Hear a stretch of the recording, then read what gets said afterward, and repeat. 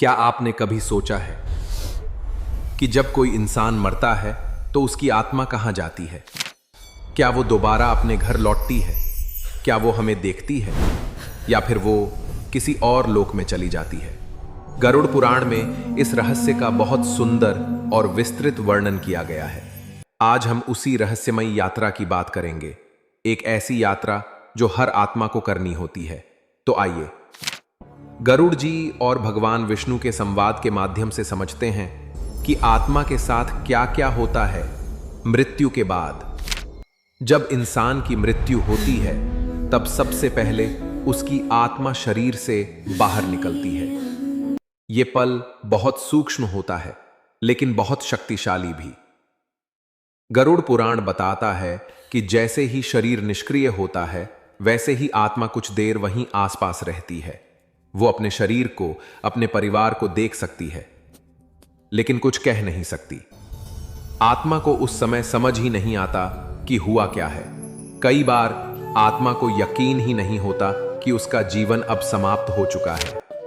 गरुड़ पुराण के अनुसार आत्मा मृत्यु के बाद पहले दिन यानी पहली रात अपने ही घर में रहती है। वो अपने परिवार के सदस्यों को रोते हुए देखती है। वो खुद को अलग महसूस करती है लेकिन मोह और प्रेम के कारण दूर नहीं जा पाती।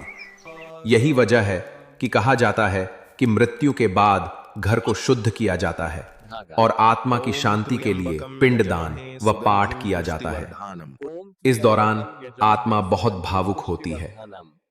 उसे अपने प्रियजनों से बिछड़ने का गहरा दुख होता है। गरुड़ पुराण बताता है कि आत्मा मृत्यु के बाद 13 दिन तक पृथ्वी लोक में ही रहती है। इस समय वो हर वो स्थान देखती है जहां वो जीवन में रही थी। उसका घर, मंदिर, रिश्तेदार, खेत, दुकान, सब कुछ। इस समय आत्मा बहुत हल्की होती है, हवा की तरह। उसे भूख भी लगती है, प्यास भी लगती है। इसीलिए हम श्राद्ध और पिंडदान करते हैं ताकि आत्मा को तृप्ति मिले।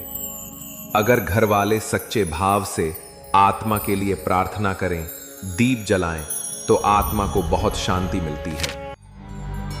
13वें दिन के बाद यमदूत आते हैं। वे आत्मा को एक नई यात्रा पर लेकर जाते हैं जिसे यमपथ कहते हैं। गरुड़ पुराण में इसका बहुत सुंदर चित्रण किया गया है।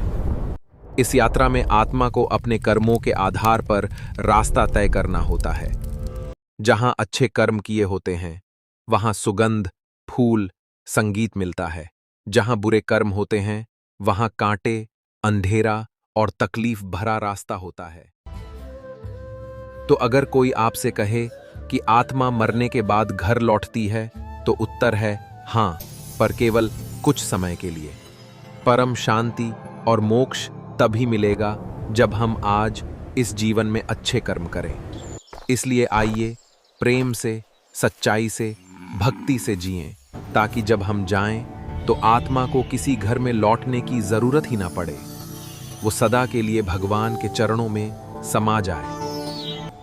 अगर आपको इस ज्ञान की यात्रा पसंद आई हो तो कृपया इस वीडियो को लाइक करें, कमेंट में ओम नमो भगवते वासुदेवाय जरूर लिखें और चैनल सनातन रहस्य को सब्सक्राइब करें।